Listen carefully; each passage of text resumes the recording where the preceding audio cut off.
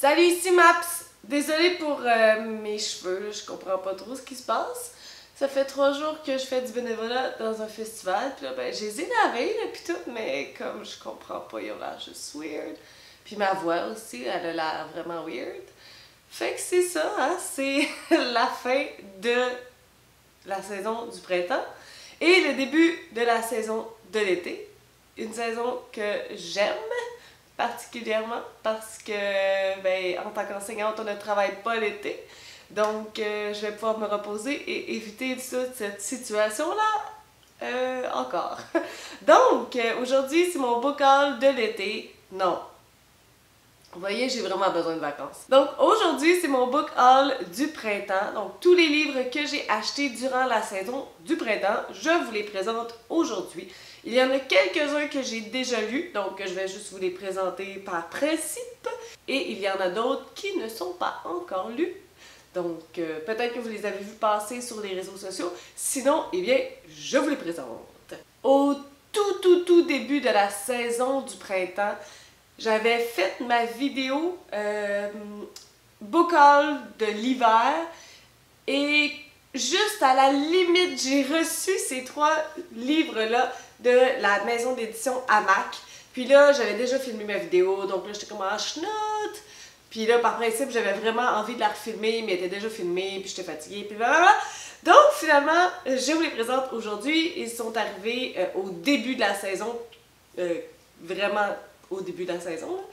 J'ai lu Le désert de Olivier Sylvestre et j'ai lu son autre ouvrage aussi non fictif en 2019. Ouais, les deux, je suis vraiment partie un peu sur la collection Hamac. Donc ça, c'est de la poésie. On va suivre un homme. J'ai fait une critique à propos de ce livre-là, si ça vous intéresse. Puis on est en train de suivre un peu son mal-être. Donc tout au long, on va le suivre dans ses réflexions, puis dans comment il se sent, puis pourquoi il fait ces choses-là, puis pourquoi c'est plus fort que lui. Donc c'est vraiment addictif, puis c'est très comme oppressant comme ambiance. J'ai bien aimé, je vous le suggère. J'ai aussi reçu celui-là des éditions Hamac, Au milieu des vivants de José Bilodeau. Donc en arrière, ça dit « Ma mort ne dure jamais que quelques secondes, minutes, heures, ma mort est si courte comparée à la sienne. » J'ai une petite feuille ici qui parle de la description du livre. Donc, son amant meurt au milieu d'une tempête blanche de décembre. Sa veuve disperse les cendres aux 4 vents, la laissant seule sans lieu. Elle aurait voulu que ses restes existent quelque part dans le monde des vivants, là où elle pourrait se prosterner jusqu'à lui, ensevelir ses os, son crâne sous les fleurs, labourer un champ et faire pousser de l'or, des poèmes, tout ce qui est précieux. Sur la stèle majestueuse, elle aurait écrit son nom, jusqu'à ce que la pierre s'ouvre pour la laisser s'y engouffrer.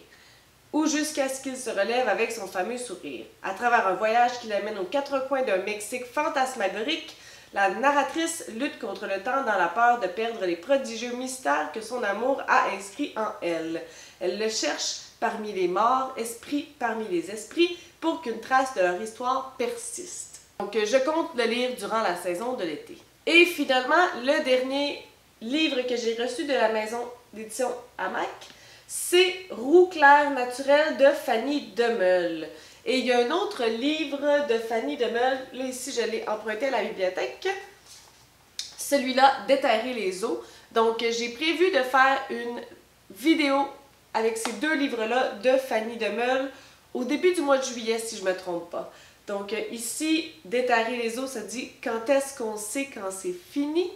Et ici, pour Roux clair naturel, ça dit « Est-ce que la vérité cesse d'être la vérité quand plus personne n'y croit ?»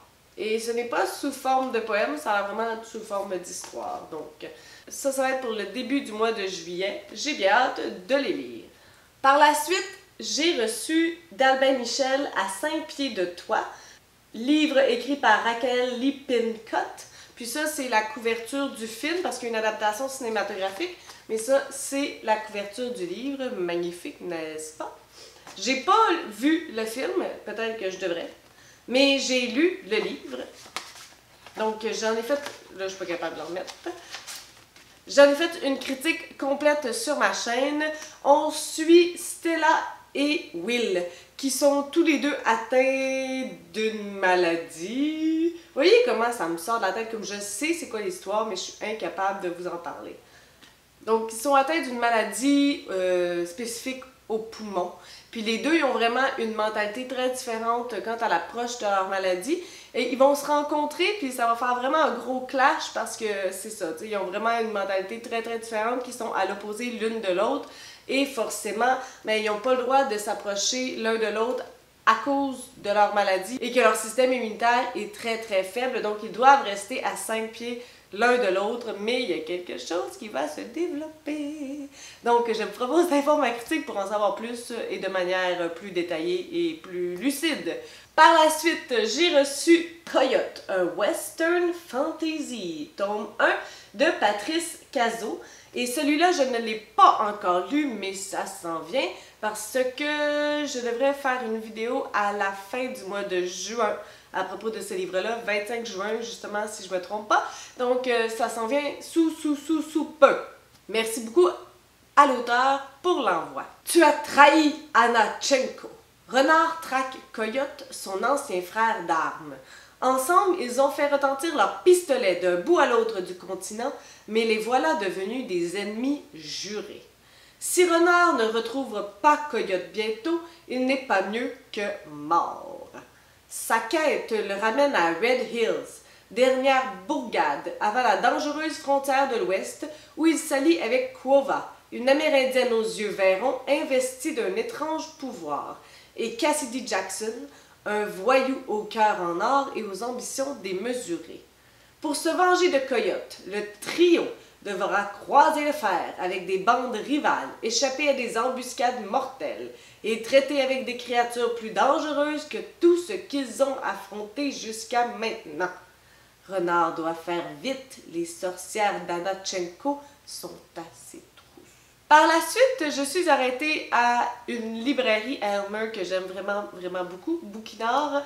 En fait, j'y allais parce que je voulais acheter une version papier des Suicidés d'eau claire d'Éric Mathieu, puis il n'y en avait pas encore. Ça fait comme plusieurs librairies que je fais et que je ne trouve pas ce livre, que j'aimerais posséder parce que je l'ai tellement aimé cette année. Mais bon, vu qu'il n'était pas là, je me suis mis à bouquiner parce que j'étais dans une librairie. Et vraiment, la couverture de ce livre-là, c'est ce qui a fait que mon cœur a chaviré. Donc, Mykonos, Olga Duhamel-Noyer. Hey, je sais pas si ça sonne bizarre dans vos oreilles, je m'excuse, mais ça sonne bizarre lorsque ça sort de ma gorge. Il y a le labyrinthe blanc des petites rues de Mykonos Town, la foule danse, la musique assourdissante et l'eau turquoise qui baigne la barre des plages, tout autant que les côtes rocheuses de l'île grecque. Christopher, Sébastien, Jules et Pavel voyagent tous les quatre pour la première fois loin de chez eux. Les nuits sont longues à Mykonos. Dans ce roman solaire, elles peuvent également être périlleuses. Donc, je vais peut-être le lire cet été. J'ai vraiment pas planifié ça encore. Je l'ai juste acheté. Ce livre a été une grande surprise parce que je suis arrivée à la maison ne m'attendant à rien de la vie. Et il y avait un paquet avec ce livre immense qui est en fait un tome 2. Donc, Lady Smoke, qui est le tome 2 de Ash Princess, série écrite par Laura Sebastian. Donc, je vais vous parler du tome 1, mais merci beaucoup aux éditions Albin Michel pour l'envoi du tome 2. J'ai de la grosse lecture prochainement. Donc, cette série-là, je ne connaissais pas. Ici, c'est marqué « Ils ont tué ma mère, ils ont volé mon nom. À moi de les réduire en cendres. » Quand j'avais 6 ans, le Kaiser a tué ma mère. Pendant 10 ans, j'ai vécu comme une morte, l'ombre de moi-même à la merci de mes tortionnaires. On m'a volé mon nom, mais je ne serai jamais Lady Tora. Je m'appelle Théodosia Eren Huzara. Comme ma mère avant moi et toutes mes aïeules, je suis une reine du feu et le sang du dieu coule dans mes veines. Quoi qu'il m'en coûte, je reprendrai ce qui m'a été volé. Donc, merci pour l'envoi, puis je vous en parle après que j'ai lu le premier, puis après que j'ai lu le deuxième. Par la suite, eh bien, il y avait une soirée des bénévoles du Salon du Livre de l'Outaouais, donc j'étais bénévole cette année au Salon du Livre, et j'ai rencontré des gens, jase, parle, et il y avait une auteure de la région. Donc, ma mère et moi, on en a profité pour jaser avec eux, et elle en a profité pour acheter les livres, et comme c'est moi la lectrice de la famille, eh bien, j'ai ces deux livres ici, donc je vous en parle, je ne les ai pas lus encore, donc de Vicky Mujinga Kalambe. Donc, j'ai ces deux livres. Je pense que c'est celui-là qui a été écrit en premier. Mwadi, comme ça qu'on dit. Épreuve et résilience. Donc, Mwadi est le récit émouvant de milliers de petites filles et de jeunes femmes emmurées dans l'abîme de la sacro-sainte tradition et de son funeste silence. Se rebâtir après les affres de l'inceste, tel est le défi que l'héroïne de ce roman doit relever. L'auteur partage sous forme de confidence le parcours émotionnel bouleversant de femmes meurtries dans le cercle restreint des familles. Son écriture fluide, ses mots justes où la retenue cède parfois à l'indignation face à l'injustice d'une réalité infâme, touche le lecteur et inspire son empathie. Mwadi est aussi un appel à la résistance contre un système patriarcal machiste, dont les ramifications se retrouvent dans tous les méandres de la société, les dénonciations des abus sexuels dans le milieu professionnel amplifiées par le mouvement MeToo et celles des violences faites aux femmes dans les zones de conflit dénoncées par le prix Nobel de la paix 2018 témoignent de l'ampleur et de l'universalité de ce phénomène. Se remettre debout et se prendre en charge grâce à l'éducation des femmes et des hommes, tel est le message central de ce roman que je vous recommande vivement de lire. Et l'autre livre, Bilonda, une écolière face à son destin.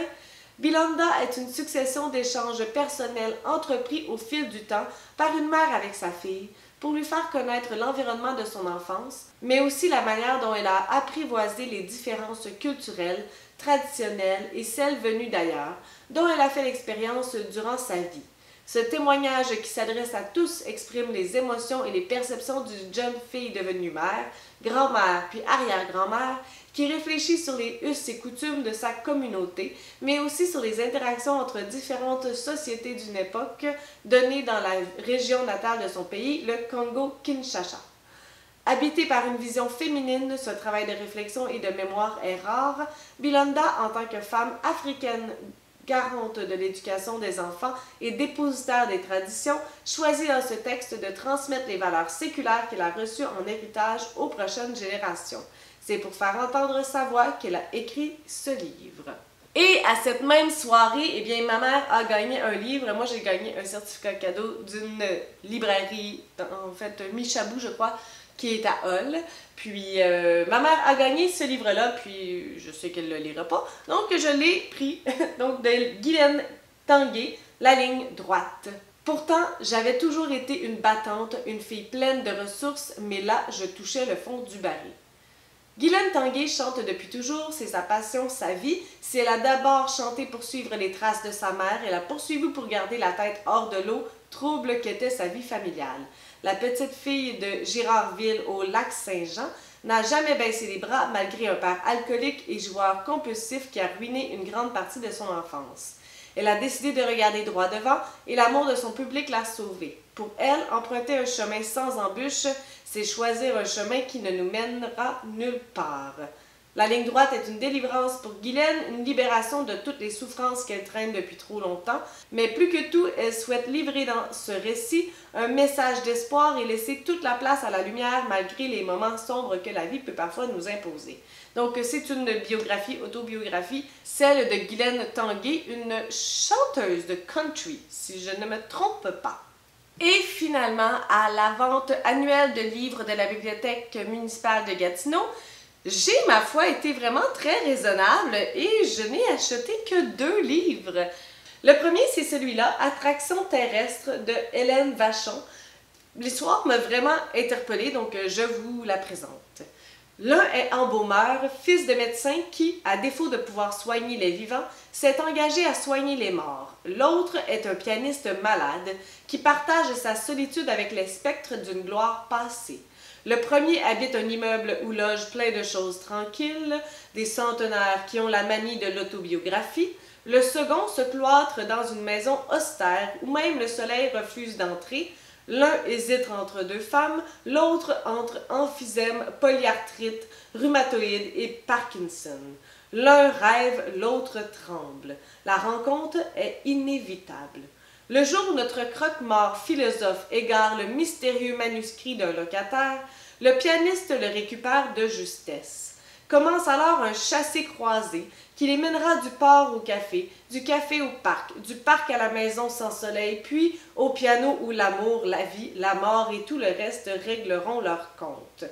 Pétri d'humour fin, d'un soupçon d'absurde, d'une tendresse généreuse pour les vivants et les disparus, attraction terrestre célèbre à sa façon le bonheur d'exister sur Terre. Je sais pas pour vous, mais moi, on dirait que c'était vraiment un ouvrage qui avait un grand potentiel de me parler, et c'est pourquoi je l'ai acheté. Le deuxième ouvrage, c'est une auteure que j'ai lu 3 livres à présent. J'ai lu Le Monde sans elle. J'ai fait une critique, je pense. Ma chaîne était déjà en ligne, vous pouvez aller la voir. À nul autre pareil, ça, je ne l'ai pas lu après ma chaîne. Par contre, il y a une critique de ma part sur Goodreads et Le Chant du Rossignol, qui tout le monde parle de ce livre-là depuis un bout. Je n'avais pas non plus ma chaîne lorsque je l'ai lu, mais j'ai une critique sur Goodreads si ça vous intéresse. Le dernier, c'est un roman historique. Les autres, ce sont des fictions contemporaines. Puis celle-là aussi, ça semble être ça, sur de lointains rivages de Kristin Hannah. Elisabeth est mariée depuis l'âge de 21 ans à Jack, son amour de jeunesse.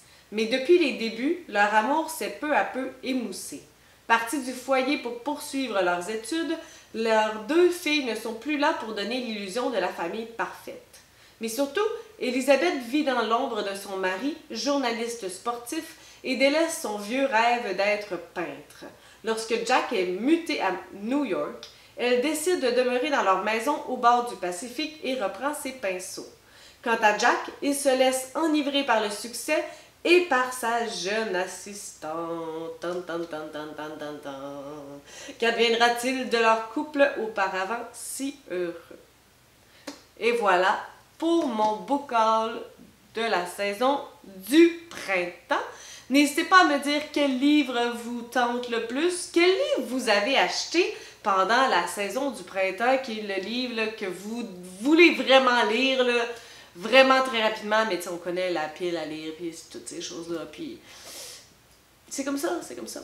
Donc sur ce, si vous avez des suggestions, des critiques, des commentaires, n'hésitez pas à le faire en dessous de ma vidéo. Je publie des vidéos à tous les 3 jours. Si vous aimez cette vidéo, n'hésitez pas à mettre un petit pouce ou à vous inscrire à ma chaîne. Et sur ce, je vous souhaite de bonnes lectures.